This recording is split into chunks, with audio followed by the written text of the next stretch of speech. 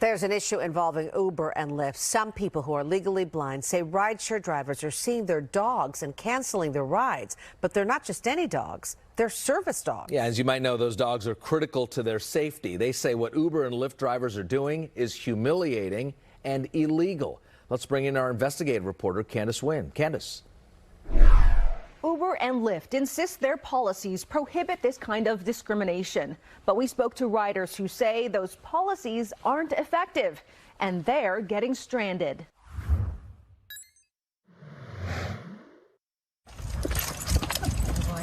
Annalisa DiLeonardo navigates the world a little differently. We love thrifting, going to used bookstores. Through the eyes of Cousteau. He means the world. A trained guide dog. The San Jose special ed teacher says the 4-year-old Labrador Retriever gets them from one place to another safely. I am considered legally blind. He is literally my eyes. Without him, several times I would have been a pancake. Because of that condition, DiLeonardo can't see overhead obstacles or curbs on the ground. I also cannot see if cars are about to hit me. To get to and from work, this teacher takes a rideshare every day with Cousteau. That is, if they can find a driver who will accept him. It's anxiety-provoking because it's not always a great experience when they deny me. DiLeonardo's rideshare apps show denial after denial. I don't think a dog to me.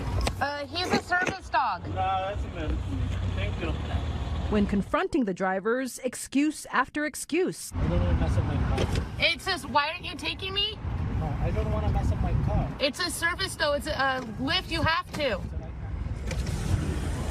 It happens so often, DiLeonardo now records the interactions. A dog is not allowed in my car. It's a service dog. No, I understand. But I already mentioned in my car. Refusing to accommodate service dogs is a violation of the Americans with Disabilities Act, which prohibits discrimination based on disability. According to both Lyft and Uber, allergies, religious objections, and a fear of dogs are not valid reasons for their drivers to refuse a rider with a service animal. On a human level, what does it feel like? Like I'm less than, I'm not wanted in society. DiLeonardo is not alone.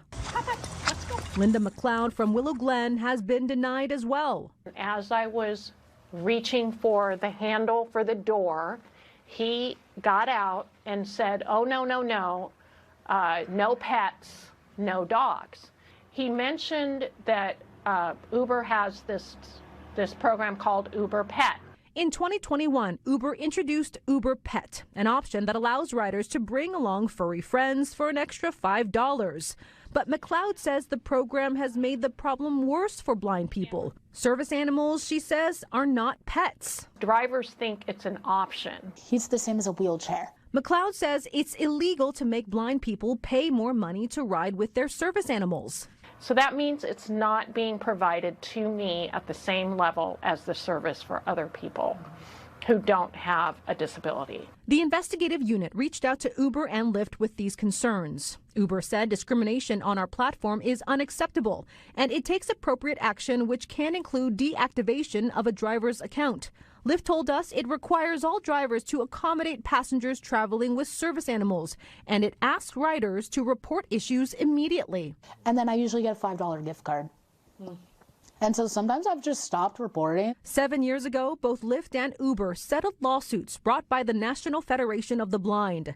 As a result, Uber said it reminds drivers of their contractual and legal obligations to transport riders with service animals. But DiLeonardo says these actions are still clearly not enough. It's against Lyft's policy to refuse him. Lyft, you can't say no because he's a helper dog. Okay, I'm going to report to you. Okay. I think they're not making it a big enough issue. I think they're trying to be nice to their drivers and give them a second chance. I'm the same as you and I deserve the same rights, and I just want to get to work. With the investigative unit, Candice Nguyen, NBC Bay Area News.